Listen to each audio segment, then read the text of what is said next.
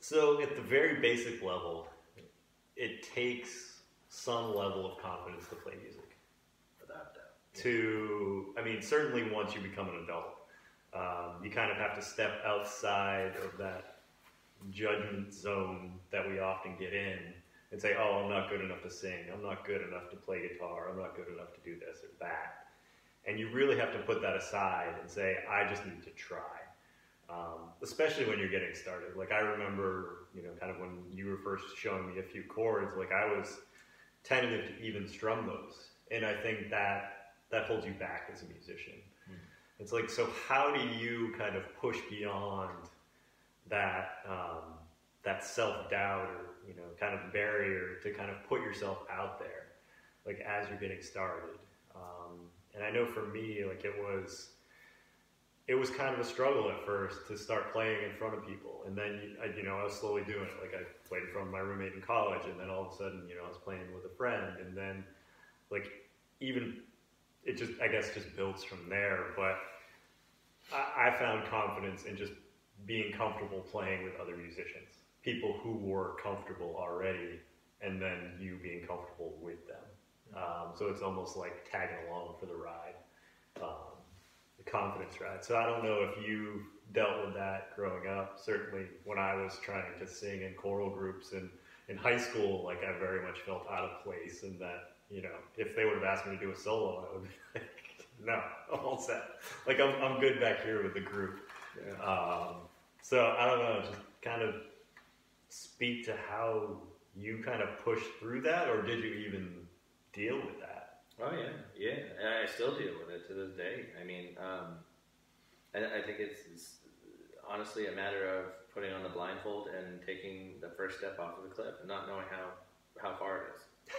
Honestly, I mean, you just gotta take that initial risk. If you were at the point, where you look at obviously the icons that you hold in your music life, and you say, listen, they're not sitting on their own couch, playing for nobody. They're making music videos. They're playing at MSG, sold out, and they're not just sitting here. So I gotta at least just try it. And like I remember I think one of the first or two things that recall me from just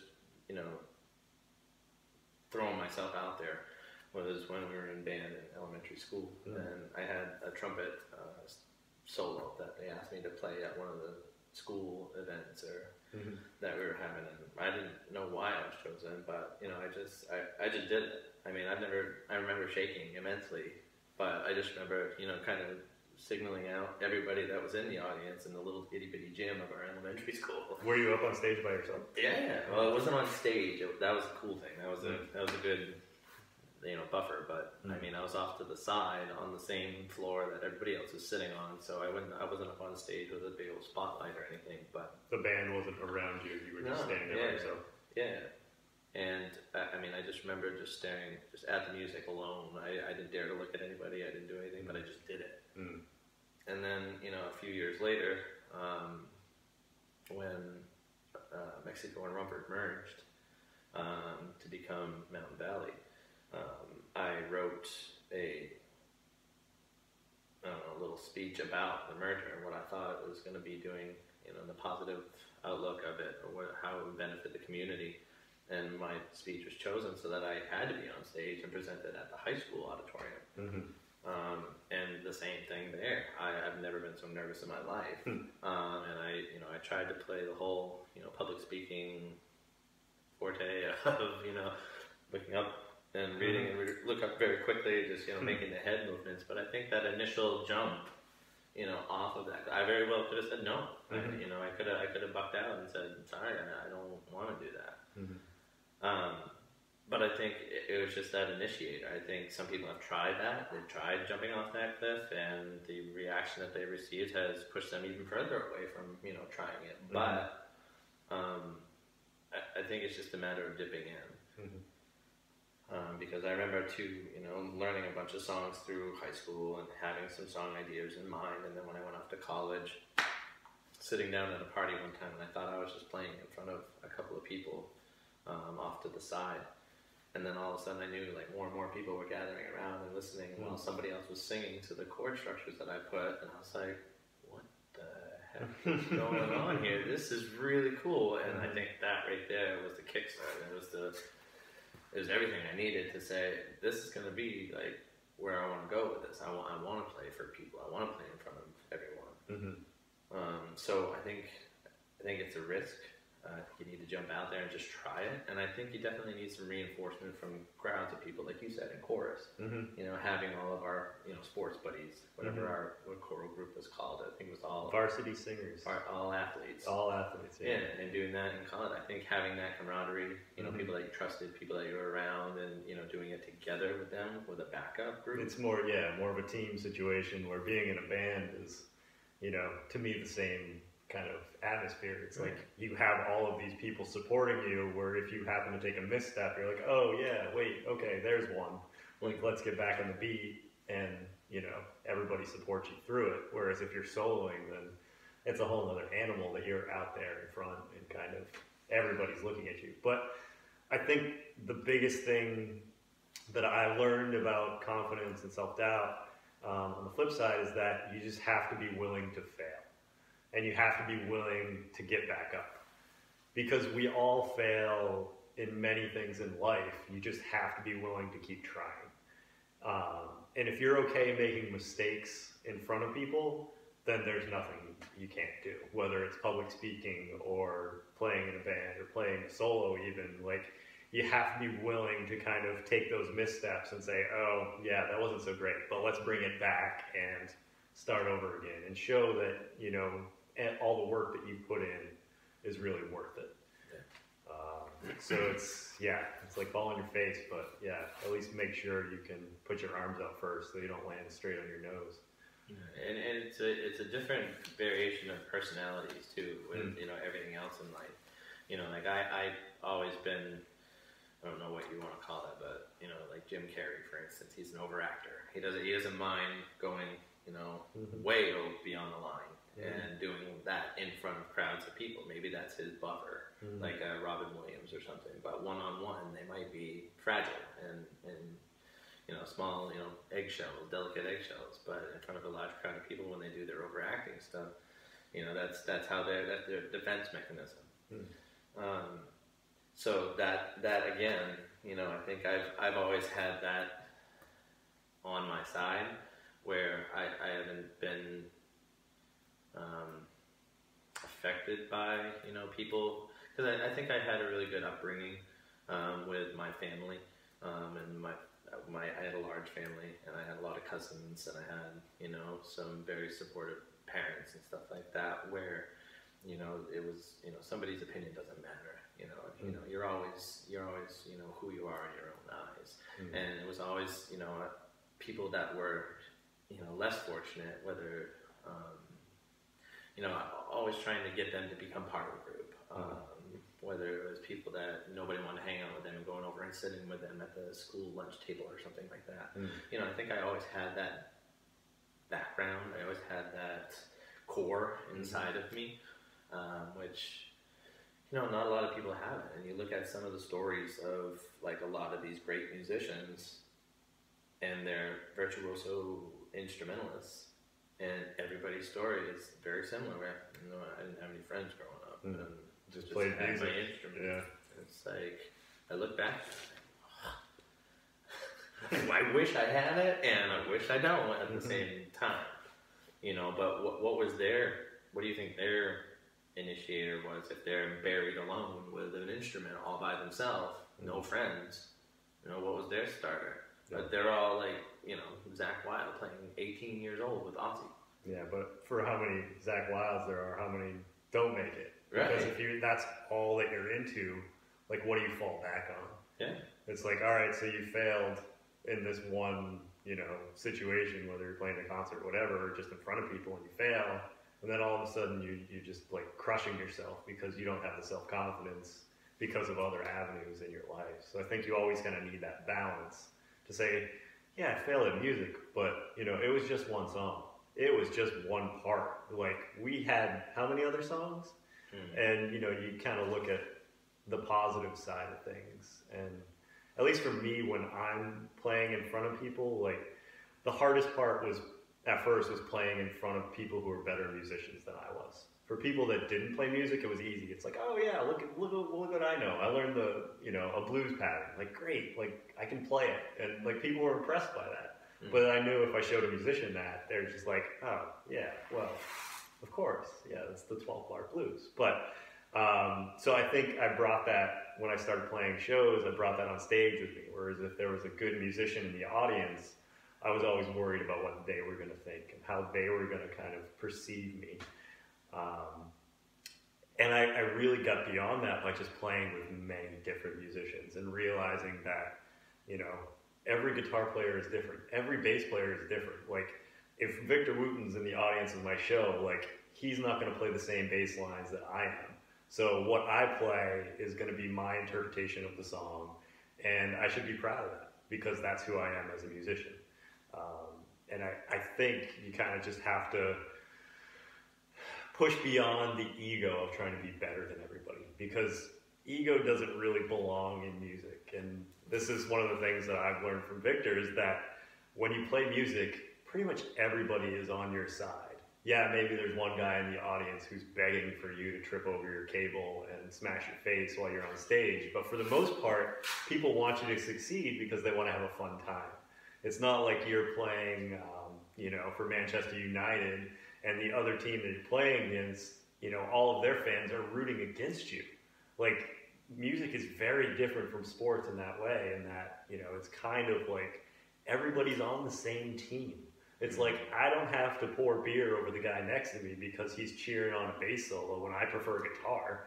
It's like, it's all music, and we're all there to have fun, especially the musicians on stage. So I think letting go of the ego of trying to be better than the next guy because your hands are faster or whatever, it's like, come on. It's like, that's a really cool just kind of be who you are and let your light shine into the world. And letting go of that competition aspect of it really helps you just kind of play. And that's been huge for me over the past couple of years, to kind of just drop that and say, no, I am as good as I am.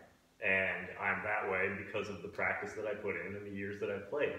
I can't compare myself to somebody who's been playing for 40 years and spent 8 hours a day practicing, got their doctorate in music. Like, no, I'm not going to be able to compose the same type of music as Philip Glass. Like, there's just no way.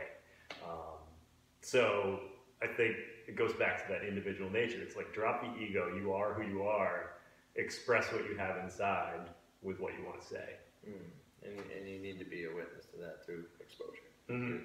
Yeah. And I recall a specific moment. Like my uncle Bill is a musician, and he's always been a decorated musician in my mind. He's very intelligent at music. He knows music. He plays it very well. He sounds great.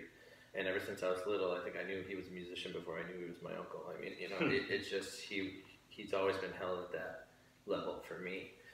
And I remember, learning and being very excited to show him a new song that I would learn. And with the way that he was trained, he would always point out, what I was playing, off time or wrong, And that's just his nature. And I appreciated that because it showed me where I was incorrect. It showed me what I was wrong. So, however, the thing that caught me one time, and I remember it was in my barn when we were having a family outing, and we were having a pool party or something like that. I was playing him a tune, and I was finger picking the guitar. And he just said to me, after he had already told me what I did wrong on a couple of tunes to try to help me, to help educate me. But I played another tune, I was finger picking it, and he's like, wow. I'm like, what? He's like, I can't do that. I was like, what? You can't? What? You can? He can play guitar, he can play fiddle, he can play bass, but he's like, I can't finger pick like that.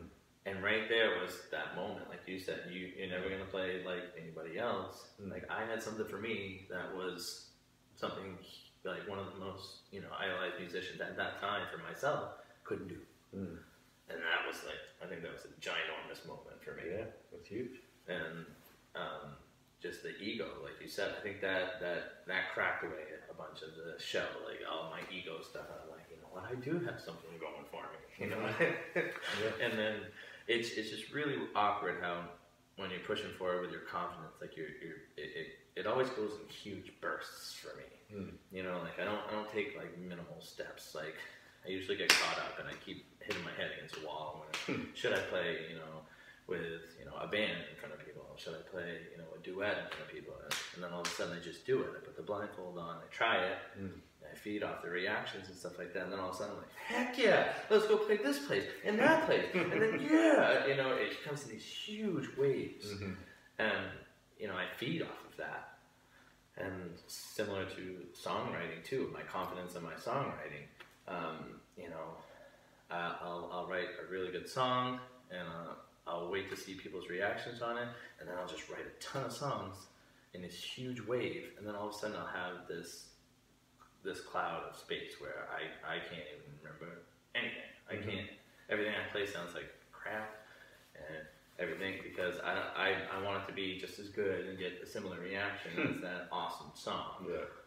And I want the acceptance, but I mean the confidence to get back out there. You know, I think you get to feed off those natural waves when they come, and you got to use it as some reinforcement to push forward and get rid of that ego and use what works for you. And because then you can just see the development of what else you're becoming as a musician, trailing behind you, and you know, you become this Voltron or something. You know, you got like a bunch of different parts that are awesome. Yeah, and I think a big thing is just learning from your mistakes, like to help kind of boost your ego. It's like, okay, so this didn't go right one time, like, all right, let's fix it, whether it's through practice or preparation or having a spare cable instead of a crackly one, or, you know, just being more prepared the next time you do it.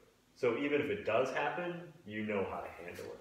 So if your instrument cable comes unplugged, and I forget who I learned this from, but like instead of plugging it in off beat and making it sound horrible and crackly, like time it with the drummer cracking one of his cymbals and just plug it in, and it just seamless.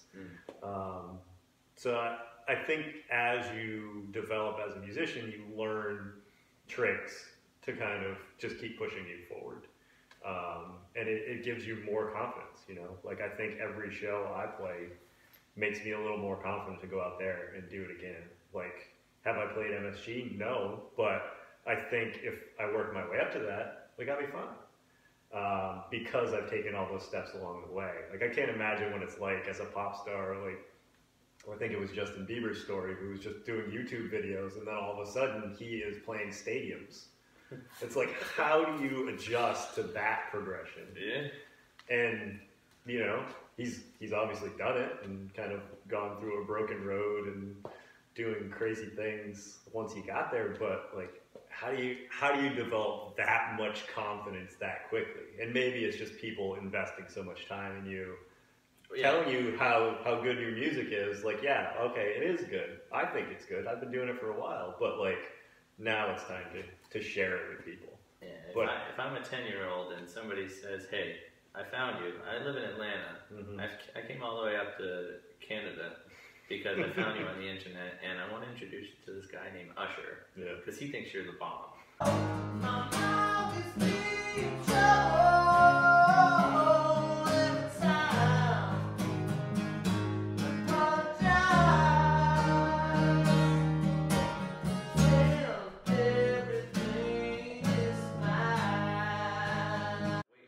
I'm sure he's hit a lot of hard stops with whatever else and the craziness he's done, but you know, the just keep going thing, that was another integral lesson from, you know, the same Uncle Bill. Like, I'd try to play him a song and I'd mess up and I'd stop and I'd want to start over from the beginning, and he'd be like, no, don't. I'd be like, but I messed it up, and he'd be like, no, just keep playing. And it took the longest time for me to incorporate that into my playing, and even if it messed up, you know, I kept playing. And bringing it back to that bare basic level there, you know, even just playing in front of somebody for the first time and you mess up, don't stop. It's okay. Yep. You know, I did a live radio show with my friend Dave. He I was fortunate enough that he welcomed me on to do this show. And I was telling him, I was like, I don't know, this live production of this song we just wrote in an hour. I'm like, I'll probably beef it up. And he's like, it's live radio, dude. He's like, that's what happens. It's like, it's live. That's how it goes. That's the cool part about it. And I was like, you know what? That's true. That's, and that just dropped all of my words. Yeah, and I think just to get back to the original question of like, how do you find the confidence to play in front of people? Like, to me, I take them very individually. So there might be 100 people in the audience, but I look at each one individually and say, would I play in my living room in front of her? Like, would I play in my kitchen in front of him? And, you know, the answer to most of those is yes.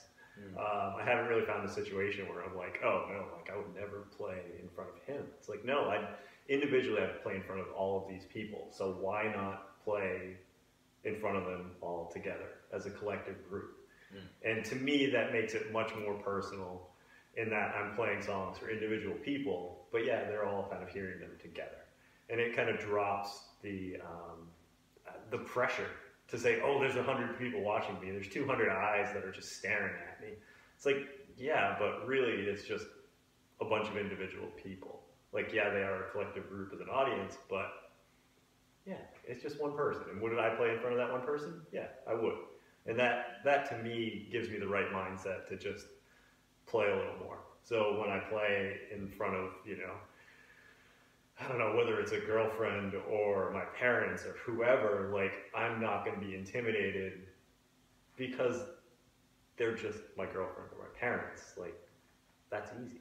Like, you can do that because it's one person. It's like, you know, put a couple thousand individuals together, it's not that intimidating anymore.